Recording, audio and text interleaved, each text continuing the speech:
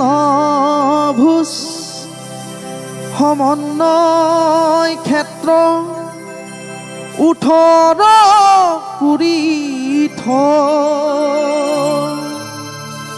দিচাম দেও সত্ৰ এয়া দেৱতাৰ বসতিস্থ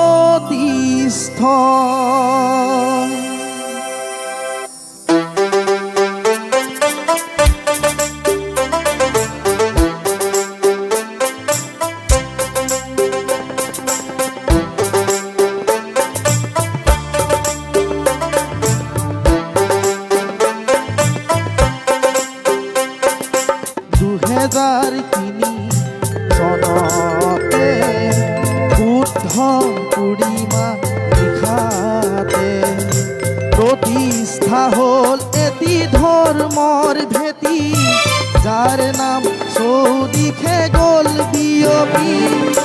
দিচাম দেও সত্ৰখনি দিচাম দেও সত্ৰখনি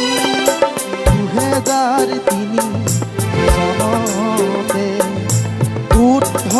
পূৰ্ণিমা নিশাতে প্ৰতিষ্ঠা হ'ল এটি ধৰ্মৰ ভেটি যাৰ নাম চৌদিশে গ'ল বিয়পি দিচাম দেও সত্ৰখনি দিচাম দেও সত্ৰখনি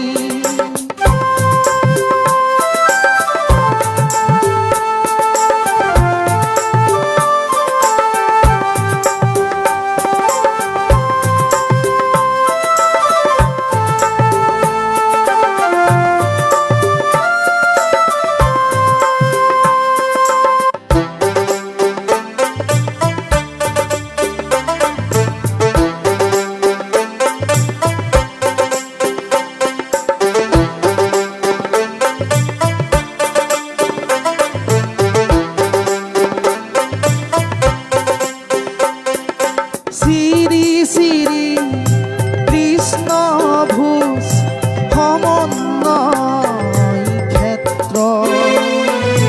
18 দিচাম দেও সত্ৰ এয়া দেৱতাৰ বসতিস্থ শ্ৰী শ্ৰী কৃষ্ণভোজ সমন্বয় ক্ষেত্ৰ 18 দিচাম দেও সত্ৰ এয়া দেৱতাৰ বসতিস্থ দেও ভকত বাবুল দুহুতীয়া দেও ভকত বাবুল দুহুতীয়া সত্ৰখনিৰে পাত কটীয়া সত্ৰখনিৰে পাত কটীয়া বস্ত্ৰজনে আহি পৰে নতহি এয়াই যে মহূত্ৰ সত্ৰখনি এয়াই যে মহূত্ৰ সত্ৰখনি 2003 চনতে বুদ্ধ পূৰ্ণিমা নিশাতে প্ৰতিষ্ঠা হ'ল এটি ধৰ্মৰ ভেটি যাৰ নাম চৌদিশে গ'ল বিয়পি দিচাম দেও সত্ৰখনি দিচাম দেও সত্ৰখনি দিচাম দেও সত্ৰখনি খবৰৰ আঁৰৰ খবৰলৈ মই সকলোকে স্বাগতম জনাইছোঁ গীতটি আপোনালোকে শুনিলে এয়া তিনিচুকীয়াৰ জকাইচুক গাঁৱৰ পৰা আহিছে এক বোকাৰ পদুম নাম মৰ্জুন মৰাণ প্ৰিয় দৰ্শক আজি এঘণ্টা আমি আপোনাৰ প্ৰিয় কণ্ঠশিল্পী ৰাজীৱ শদিয়াৰ নামত উৎসৰ্গিত কৰিছোঁ ৰাজীৱ শদিয়াৰ সম্ভাৱনাৰ কথা আমি আৰু নতুনকৈ কোৱাৰ প্ৰয়োজন নাই গণশিল্পী ৰাজীৱ শদিয়া সকলোকে মৰ্মাহত কৰি আঁতৰি গৈছে আৰু সেই সময়তে মৰ্জুন মৰাণ নামৰ আন এক সম্ভাৱনাৰ জন্ম হৈছে যাৰ কণ্ঠত কেৱল ৰাজীৱ শদিয়া মই আগবঢ়াইছোঁ বোকাৰ পদুম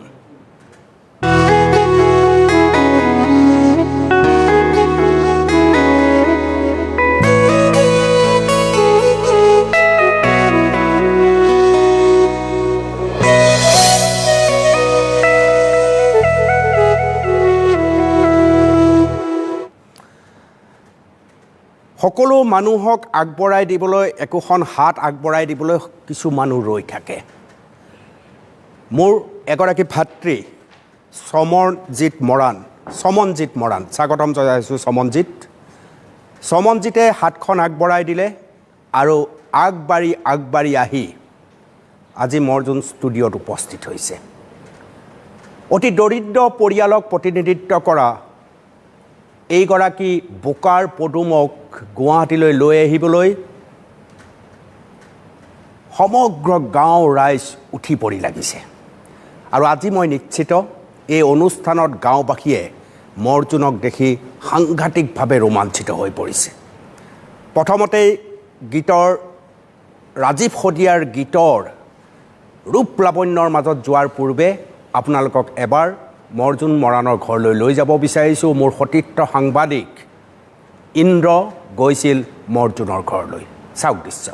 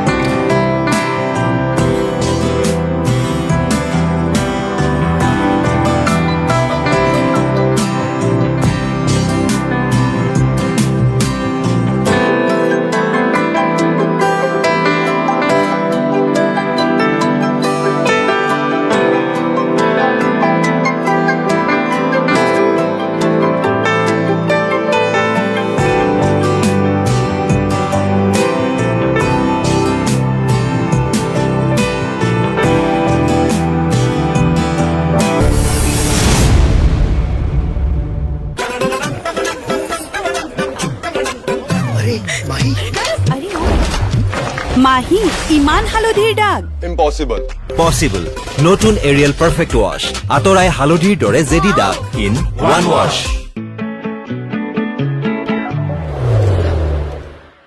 গুড সেভ আপোনাৰ সেভিংটো মোৰ সেভিং অটকৈ বঢ়িয়া হৰলিক্সত বচাওক 35 টকা প্ৰসন্ন ছাৰ আৰে প্ৰসন্ন ছাৰ তেওঁৰ জেকেট পাহৰি গ'ল এতিয়া অলপ সময়ৰ বাবে মই হিৰো হ'ম প্ৰসন্ন ছাৰ ছাৰ এতিয়াও ফ্ৰেছ হৈ আছে থেংক ইউ কমফৰ্টক থেংক ইউ কও কমফৰ্টে দিয়ে আপোনাক দিনটো ধৰি ফ্ৰেছনেছ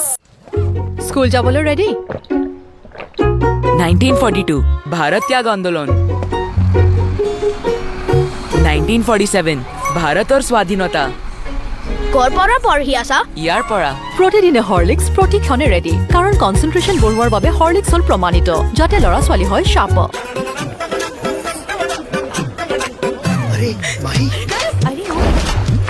মাহি ইমান হালধিৰ দাগ Impossible. পচিবল নতুন এৰিয়েল পাৰফেক্ট ৱাছ আঁতৰাই হালধিৰ দৰে জেদি দাগ ইন ওৱান ৱাছ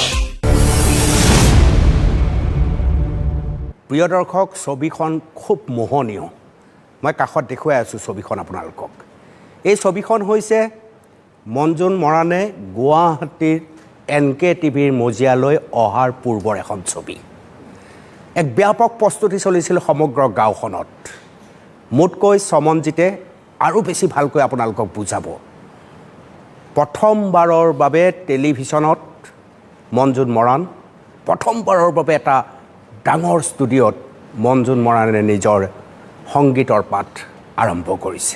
মনজুনক মই অভিনন্দন জনাই সমঞ্জিতক সুধিব বিচাৰিছোঁ যিখন ছবি আমি দেখুৱাই আছোঁ এই ছবিখনৰ আঁৰৰ কাহিনী সমন নমস্কাৰ অনুপম দা প্ৰথমতে আপোনাক আমাৰ ফালৰ পৰা ধন্যবাদ জ্ঞাপন কৰিছোঁ প্ৰথমতে ধন্যবাদ জনাইছোঁ জকাইচুকবাসী ৰাইজ সিদিনা আছিল আমাৰ অনুষ্ঠান জকাইচুক গাঁৱত আমাৰ জনপ্ৰিয় কণ্ঠশিল্পী কুসুম কৈলাশদেৱৰ লগত আমি শিল্পী দিৱস পাতিছিলোঁ অনুষ্ঠানটো আমি প্ৰায় 10 মান বজাত অনুষ্ঠানটো পালোগৈ আৰু আমাৰ অনুষ্ঠান আচলতে 2 মান বজাৰ পৰাহে আৰম্ভ হৈছিল তাৰ আগমুহূৰ্তত আমি গাড়ীতে বহি আছিলোঁ মোৰ বন্ধু ধ্ৰুৱজ্যোতি দাস আমি লগতে বহি আছিলোঁ আমি দুইজনৰ লগতে বহি আছিলোঁ তেতিয়া মৰজুন মৰাণ আহি মোৰ গাড়ীৰ ওচৰত আহিলে আৰু মৰজুন মৰাণে মোক কৈছেহি সুমন দা ভালনে মই বোলো ভাল মই গান গাওঁ বুলি ক'লে মই তেতিয়া পোনে সুধিলোঁ মৰজুনক তুমি কাৰ গান গোৱা মই সুধিব কি গান গোৱা বুলি নুসুধি মই সুধিলোঁ কাৰ গান গোৱা তেওঁ পোনতে ক'লে মই শ্ৰদ্ধাৰ ৰাজীৱ শদিয়াদেৱৰ গীত গাওঁ তেতিয়া মই ক'লোঁ তুমি মোৰ গাড়ী পিছফালে বহিব পাৰিবা মোৰতো গাড়ী কীবৰ্ড ষ্টেণ্ড ঢেৰ আছে ইমান কষ্ট কৰি বহিব পাৰিবানে সি ক'লে মই পাৰিম সি ফূৰ্তি পাইছে বহিবলৈ আৰু পিছফালে বহিলে আৰু বহি মই তেতিয়া ক'লোঁ মৰজুন তুমি ৰাজীৱ দাৰ গান এটা গোৱাচোন তেতিয়াই আৰম্ভ কৰিছে তেজত উঠিছে পীৰ পিৰণি আচলতে যেতিয়া তেজত উঠিছে পীৰ পিৰণি যেতিয়া গালে আৰু তেতিয়া মোৰ গাৰ নোমো হিঁয়ৰি উঠিছে একদম ইমান সুন্দৰকৈ গাইছে তেতিয়া মই তেওঁক সুধিছোঁ তুমি আনুষ্ঠানিক শিক্ষা গ্ৰহণ কৰিছিলানে তেতিয়া কৈছে নাই মই কোনো ধৰণৰ আনুষ্ঠানিক শিক্ষা গ্ৰহণ কৰা নাই তুমি এই অনুষ্ঠানটোত শেষৰলৈকে ৰৈ থাকিবা আমি কুসুম কৈলাশদেৱৰ গান শেষ হোৱাৰ পাছত তোমাক এটা গান হ'লেও আমাৰ ফালৰ পৰা আমি গাবলৈ চান্স দিম আৰু এটা কথা আপোনালোকে শুনি হয়তো অভিভূত হৈ পৰিব তেওঁৰ এই পেটত এখন কিতাপৰ মানে বহি সি লুকুৱাই ৰাখিছে মানে মই চান্স পালে মই গীত গাম তেতিয়া আচলতে মোৰ নিজৰে চকু পানী ওলাই গৈছে মানে তেতিয়া মই বন্ধুক কৈছোঁ বন্ধু আমি আজি মৰজুন মৰাণক 2টামান হ'লেও গীত গাম সাধাৰণতে আমাৰ মঞ্চত বহুকেইটা ছিংগাৰ থাকে শেষত ভাগৰ লাগেগৈ আমাৰ তেতিয়া মৰজুন মৰাণক 4টামান গীত গাইছে সেই 4টা গীত গোৱাৰ লগে লগে ৰাইজৰ যিটো উৎসাহ ভাল লাগিল আৰু পিছদিনা মই ভিডিঅ'কেইটা চাই আছিলোঁ মোবাইলতে মই ভিডিঅ' কেইটামান কৰি থৈছিলোঁ পিছদিনা মই কিবা কাৰণত আজি মৰজুন মৰাণৰ গীত এটা মই ফেচবুকতে দি দিলোঁ আধা ঘণ্টা হোৱা নাছিলেই লাখ ভিউৱাৰ্ছ হৈ গ'ল আৰু 1 ঘণ্টামান হোৱাৰ পাছতে প্ৰায় 3 লাখ মান হৈ গ'ল আমি আৰু কথা পাতিম ইয়ালৈ অহা যাত্ৰা যিটো তুমি সাক্ষী তাৰ বিৱৰণ তুমি দিব লাগিব কিন্তু অকণমান মৰজুনৰ গীত শুনাই লওঁ প্ৰথমতে আহক প্ৰিয় দৰ্শক তেন্তে বোকাৰ পদুম মৰজুন মৰাণ আপোনালোকৰ সন্মুখত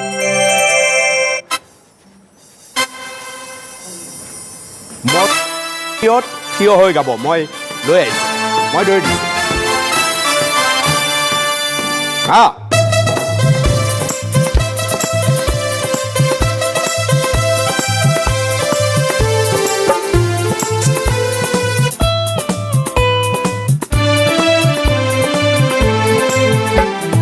তেজত উঠিছে পীৰ পিৰণি ৰক্ত স্নানৰ মন জাতিৰ পিঠিত মৰণ সংকট অন্ধ জনগণ তেজত উঠিছে পীৰ পিৰণি ৰক্ত স্নানৰ মন জাতিৰ পিঠিত মৰণ সংকট অন্ধ জনগণ কানপুৰে গছকিছে ৰংপুৰ পানপুৰ চেপি খালে অসমীয়াৰ মন অন্ধ সেনাৰে কিৰণ জিকিবি সেমেকি উঠিছে ক্ষণ অন্ধ সেনাৰে কিৰণ জিকিবি সেমেকি উঠিছে ক্ষণ তেজত উঠিছে পীৰ পিৰণি ৰক্ত স্নানৰ মন জাতিৰ পিঠিত মৰণ সংকট অন্ধ জনগণ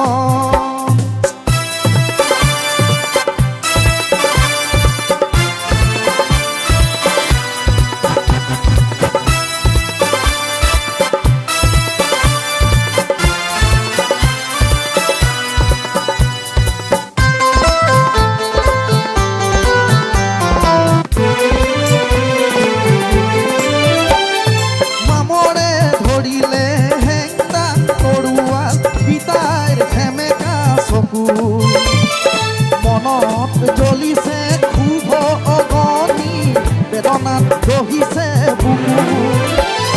মামৰে ধৰিলে হেংৰা তৰুৱাল পিতাই হেমেকা চকু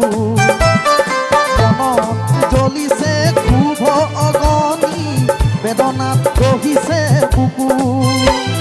স্বপ্ন দেখি জাতিৰ বাৰে ধান হেৰুৱালে কাণ হেৰুৱালে হাতত হেৰুৱালে মা ধান হেৰুৱালে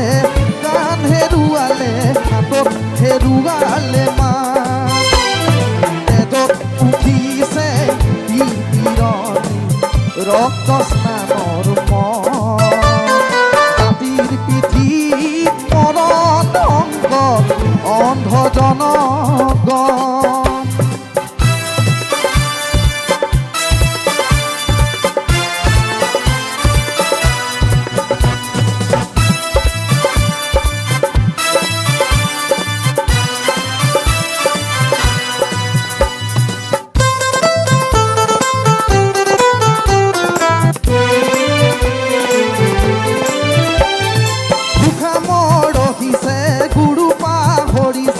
চুকাফা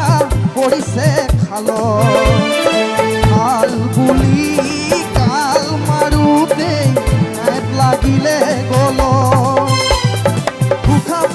ৰহিছে গুৰু পাহৰিছে চুকাফা পৰিছে খাল খাল বুলি কাল মাৰোতে হাত লাগিলে গল জাতি আজি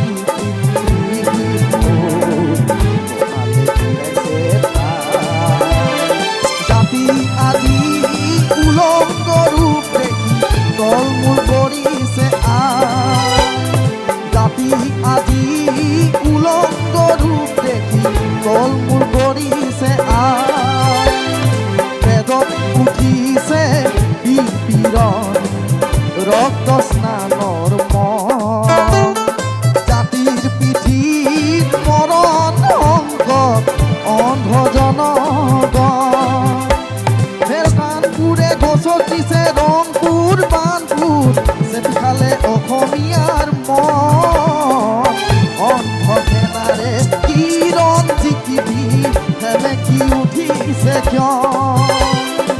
অন্ধ সেনাৰে কিৰণ জিকিবি সেমেকি উঠিছে কিয় অন্ধ সেনাৰে কিৰণ জিকিবি সেমেকি উঠিছে কিয় ৰাজীৱ শদিয়াক কেতিয়াবা লগ পাইছা হয় লগ পাইছোঁ ছাৰ একেলগে গান গাইছা নেকি কেতিয়াবা একেলগে গোৱা নাই মাইকটো লৈ পেলাই ক'বা একেলগে গোৱা নাই কিন্তু দেখিছা তুমি হয় দেখিছোঁ আৰু লগত লগো পাইছা তোমাক উৎসাহিত কৰিছিল ৰাজীৱ শদিয়াই হয় হয় লগ পাইছোঁ তেখেতক প্ৰিয় দৰ্শক মই নিজেই মৌন হৈ গৈছোঁ মৰাণ গামোচা মূৰত মেৰিয়াই এটা তেজাল ডেকাই জাতীয় চিন্তা চেতনাৰ বাবে উৎসৰ্গিত হোৱা এজন তেজাল ডেকা ইমান দিন লুকাই আছিল আজি আমাৰ সন্মুখলৈ ওলাই আহিছে ইটোৰ পিছত সিটো ৰাজীৱ শদিয়াৰ গীত আপোনালোকক শুনাম আৰু আপোনালোক প্ৰতিজন মানুহে অনুভৱ কৰে ৰাজীৱ শদিয়া আপোনালোকৰ বুকুত কেনেধৰণে সোমাই আছে 15-16 চনতে ৰাজীৱ শদিয়াক আমি লগ পোৱা গতিকে আমাৰ বুকুতো কিছু স্মৃতি লুকাই আছে আজি শুনি যাম সৰুকৈ এটা বিৰতি লৈ লৈছোঁ বিৰতিৰ আগত মই মঞ্জুলকো সুধিছোঁ ইমান কেমেৰা লাইট জিমি ষ্টুডিঅ' ডাঙৰ এটা বেলেগ ধৰণৰ ৰোমাঞ্চ হয়নে হয় ছাৰ আজি প্ৰাণটো ভৰিছে হয় ভৰিছে ভাল লাগিছে আজি বহুত ভাল লাগিছে ভাল লাগিছে অলপ অলপ ভয় নোহোৱা হৈ যাব হয় হয় হয়নে হয় চাওক মঞ্জুলৰ ঘৰখন তাৰপিছত এটা বিৰতি